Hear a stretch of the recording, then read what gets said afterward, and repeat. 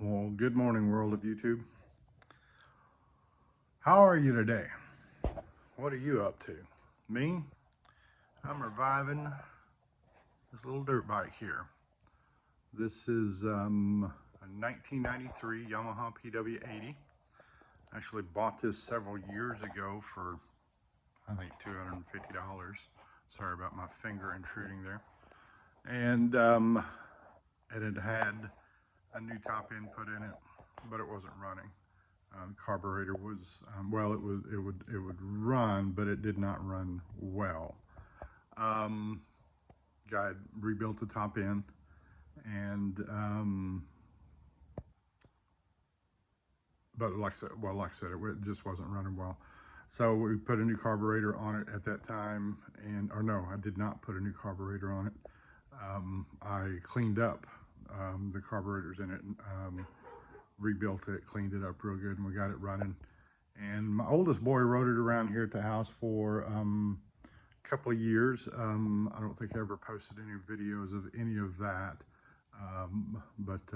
because well, I wasn't doing YouTube at the time. I've got a couple of little short video clips of us getting it started and running and everything, but nothing substantial, so I'm not going to worry about trying to dig those up and put those on here. But he rode it for a couple of years here, and then it got parked for the winter, and that winter was the winter that I built the new shop here. And after the shell of the shop, got put up and it got closed in, protected from weather, we pulled it out of the garage from the house, which, though it's not heated, it is, it stays warm from the house heat. But it was in the way in there. So we rolled it out here to the shop. The shop didn't have the garage door up yet. Didn't have windows in, didn't have a door, and it was the shell and the roof up, but not fully closed in. And it sat out here over the winter in the cold, and we had a particularly cold winter that year. And I don't know if that had, the extreme cold had anything to do with it.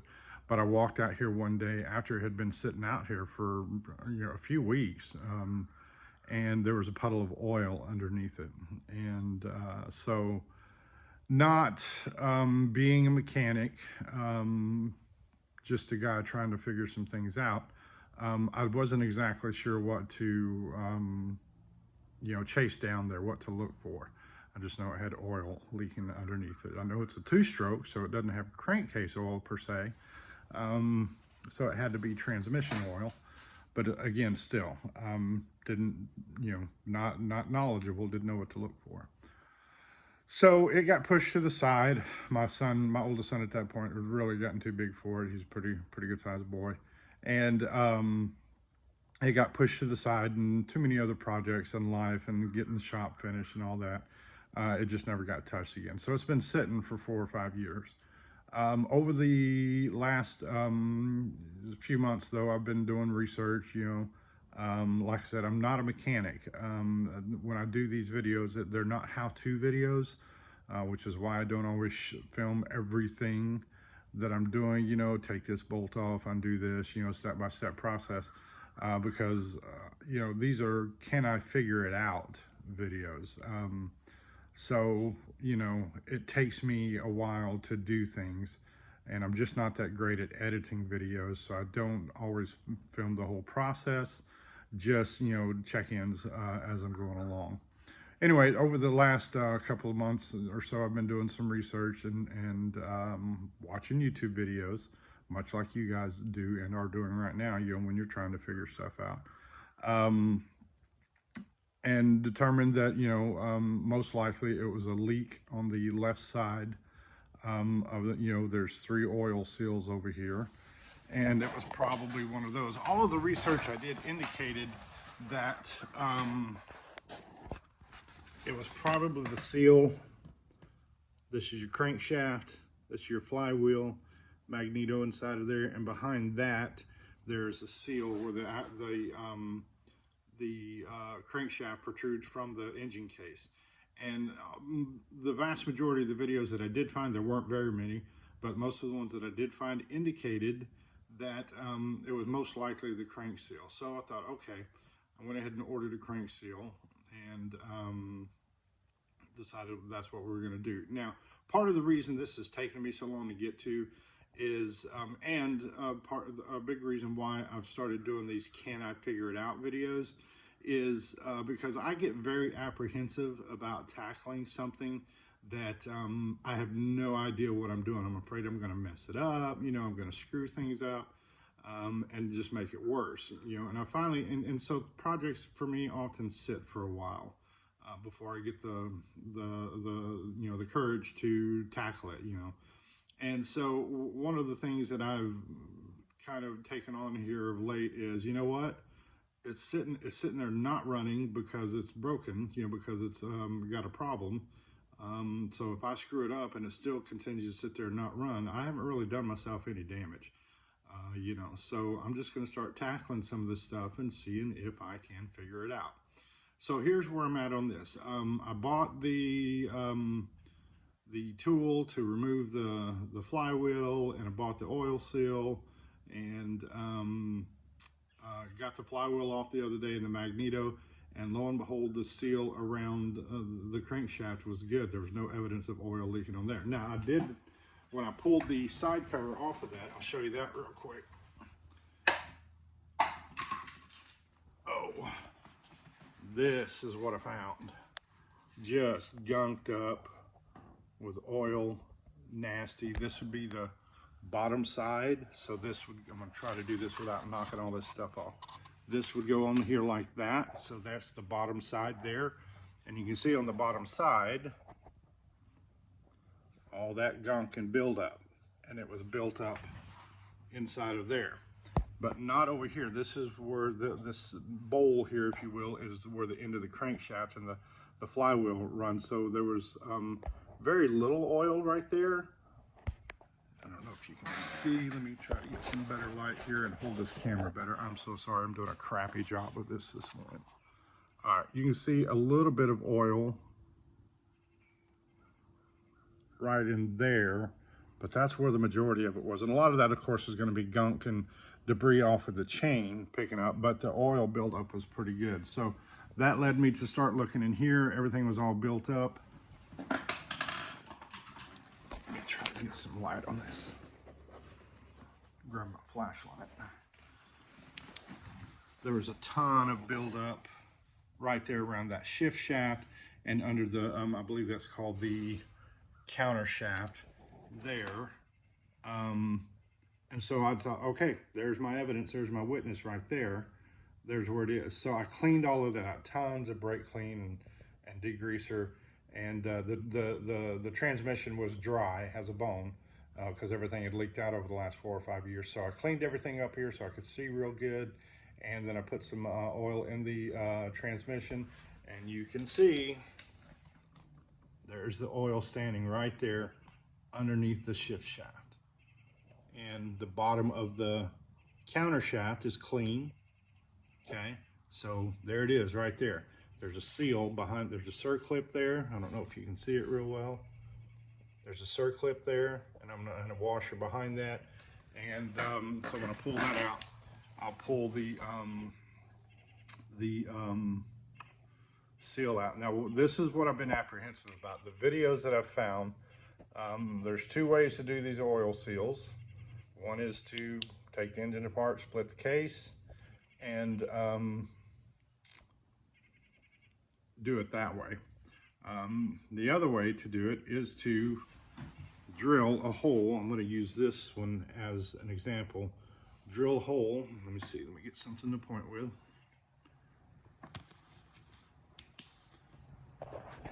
Where's a screwdriver? Right here. Drill a hole kind of in the center of your oil seal, one top, one bottom, and then run a screw in there and use that screw to pull that out. And you have to be very careful not to get too close to either the engine case or the shaft itself, because if you scar it up, it's not going to seal again. And if you drill your drill too far back in there, there's a bearing or what have you behind there that are the things that you might damage. And never having done that, and I mean, it kind of seems like a Mickey Mouse way to do it initially to me. I was apprehensive about it. You know, what if I screw it up? You know, then I got to junk the thing or rebuild it, and I don't want to do that, you know. But again, it's been sitting for 4 or 5 years, so if I screw it up, what does it matter? It hasn't been running, so we're going to do that. I've got the new oil seal, and we're going to do that and see if I can't get that press back in there and fix. And then the other thing, because it's been sitting so long, the carburetor was again all gummed up, and I never did like the carburetor that was on it, because it would, no matter how I adjusted the float, the stupid thing never ever would run quite right. It was always leaking, and which is a problem on these PW80s. I'm finding out is not that uncommon. So I did find several months ago, and the carburetor that was on it, I'm sorry, I'm backing up again. The carburetor that was on it was just a knockoff off of eBay. But I did find a new old stock Mikuni carburetor for it, what would have come with it new. So I've got that already installed. The petcock was extremely difficult to turn, you know. This one you see turns pretty easy. The one that was on it, which was a new one, you had to have a pair of pliers to turn the fuel off and on. So got rid of that, put a new petcock in the other day. I've already been working on this a little bit, you know. So got a new petcock on it, got the new carburetor on, new fuel lines. The fuel lines are all brittle and cracked and everything. But today, here's what I'm gonna do. First things first, I'm going to tackle that oil seal and see if I can get that new one in there without screwing that up. I'll do that. Then I'm going to pull the new carburetor back off because, well, I don't actually have to pull the carburetor off to do this. I've got a new airbox ordered. When I took this carburetor off, the old carburetor off the other day, this boot up here is still soft and pliable, but down here where fuel had been sitting, I suppose it's extremely hard and brittle, and I couldn't get it off of the ridge, the ring or the flange on the carburetor on the intake side. So I went to see, well, can I get a new boot? And I damaged it getting it off with a screwdriver. So it's cracked, which probably wouldn't hurt too big. It's probably sealed back up, but I want it to be right. I don't like to half-ass things. So I went online to see, can I get a new intake boot? Well, I did find a new intake boot, but at the same time, I found a guy who had a whole new box with the intake boot, with the clamps, for cheaper than just buying a brand new intake boot. So that should be in later today. So here's what's going to happen today. I'm going to go ahead and take the seat off, the plastics off, the fuel tank off, so that I can get the air box off. Put the new air box and boot on, get that seal done, and then we're going to see if we can't get this thing to fire up so my youngest son can now ride this thing before it gets to be too small for him. He's growing fast like a weed, like they all do. Anyway, so that's where we're at, or where we are, and I will come back here in a little bit. Once I get everything back together, I'll tell you how that seal went, and then we'll see about getting her fired up. I don't have my tripod. It's in the back of my wife's car. She's off to work. So I won't be filming a whole lot. Just, hey, here's where we are, here's what we're doing, and here's the end result, good, bad, or ugly. So with that being said, we'll see you back here in a little bit, and I'll talk you through everything we did later. Okay, we got updates. I fought with that seal. I won't say I fought with it. My first effort was to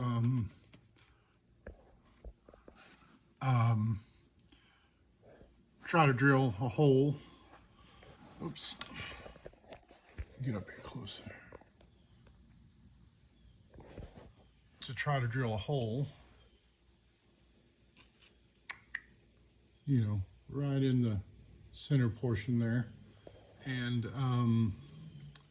then run a screw up in there, a little self-tapping screw up in there, and did that carefully so as not to get into either the engine case housing or damage the shaft, because if you do that,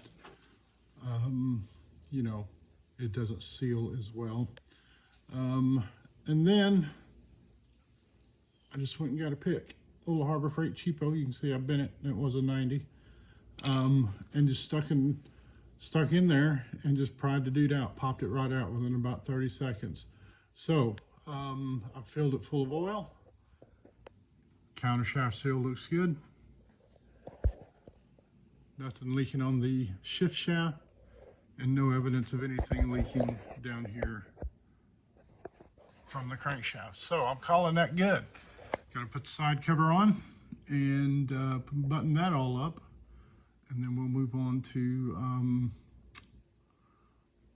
putting some fuel in the tank and seeing if this baby will fire. I'm hesitant to put any fuel in the tank just yet because my new airbox with the intake boot hasn't shown up yet. But I really want to fire this thing up and make sure she still runs good. But anyways, let's button this side cover up, and then we'll move on to what's next. See you in a bit. Well, good morning. It is the next day, and as you can see, the bike is not finished yet. My airbox and air intake tube did not show up yesterday. It showed all day long as being out for delivery, and never showed up. So supposedly it's supposed to be here today, so we'll see. So yesterday, just to recap, replaced the shift shaft seal that was leaking and took care of that. Got the chain back on, got the counter sprocket back on, and the chain back on. I will be replacing those soon, both sprockets and the chain. But, for now, just want to get the boy riding the bike, so I'm not going to worry about that just yet. The counter sprocket is worn. The rear sprocket not so bad. The chain's a little rusty, but everything, no links binding or anything. So we'll just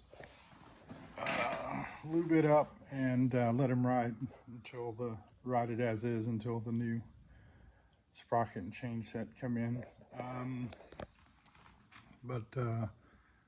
Got all that back together, side cover back on, and plastics off, waiting, and the old airbox and inlet tube off, waiting for the new one to show up. As soon as it shows up, we'll get those mounted up and see if we can't get this thing fired up and run here in a minute. Get some fresh non-ethanol gas to do some premix with, and be ready to fill the tank and see if this thing's going to fire up again. Just like I said, it's been 4 or 5 years since it's run. So put the new carburetor on it a couple of days ago, and don't anticipate any problems there, as long as we haven't lost spark, which I could check that here in a minute.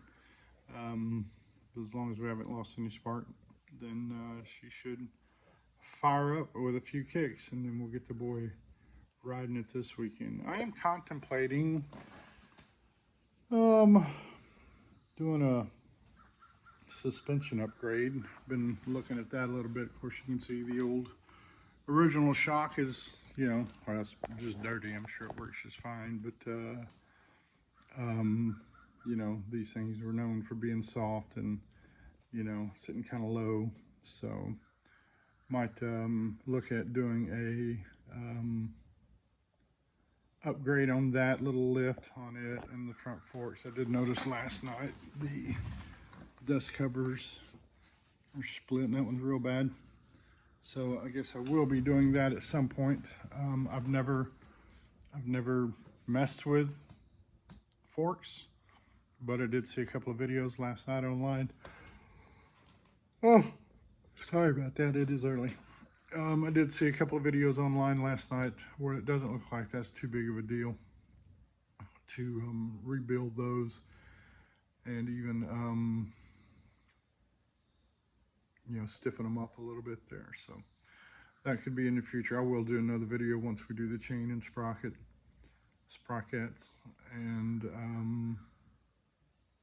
if I go ahead and do suspension upgrades, we'll do a video on that. But for now, we wait. I guess I could probably clean on this thing a little bit. She's dirty, but at the same time, isn't that the whole point? I'm gonna get dirty anyways. We'll see. All right, I'll bring you back when the airbox shows up. Later. Well, good morning, YouTube people.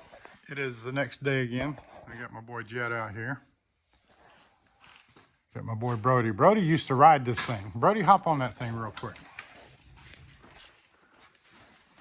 Roll it forward there. I got to glare off. Yeah, roll it forward. I got to glare off the camper. Believe it or not, Brody used to ride this thing. And he could still ride it a little bit. It might be uncomfortable. But anyways, so we got Jet out here. So what have we done? I got the breather box and the intake tube in yesterday, but I ran out of time. It came in literally at the last minute before I had to go take care of some stuff. So I got it here late last night after I got home and put the airbox on the intake tube and tried several times to start it, and it wouldn't even fire over for me. So I gave up, went to bed about 1 o'clock, came out here and took Brody here to football practice this morning, and then Brody come out here and help me. We verified we have spark, had a weak spark. Did some checking, had the wrong plug in it. I didn't put that plug in it. It was in there. So ran and got the spark plug for it as the factory calls for. And after several kicks, we finally got it to start. And so Jet, your turn. Let's see what she does.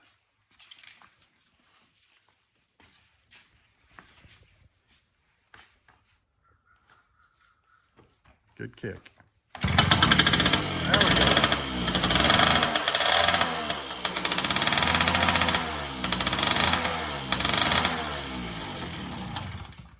The problem we're having now, though, is it will not idle. And I think what I've narrowed it down to, I've adjusted on the pilot screw, and I've got it back to the factory setting, turning the half out. And but it won't idle. It'll start if you give it gas, and it'll stay running as long as you're on the gas, but it won't just sit there and idle if you let off the throttle. So I'm going to work on the throttle adjustment here and see if we can't yeah, it's fine if you can't balance on it. It's just, see if we can't make it idle there. So we'll be back. Kick it over one more time, Jet. Okay.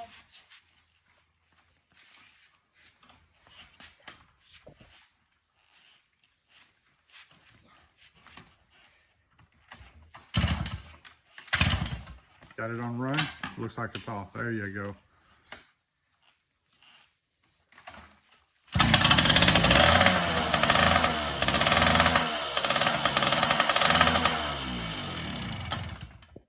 right. Let me work on this throttle cable here and see what we can do.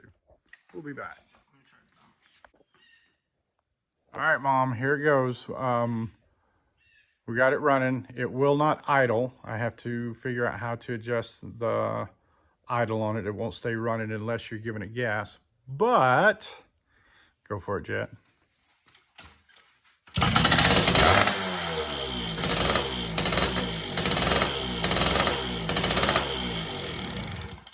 then when you let off the throttle, it just dies. So Oh, I clicked off it. yeah, I know. But that's where we're at. So I'm gonna research real quick how to adjust that idle and the throttle cable, because I think that's where the problem is. And then we'll have Jet riding here in a little bit. Just wanted to update you. This later. afternoon in a little bit. Yeah, yep. All right, bud. Bye. Bye. Love you.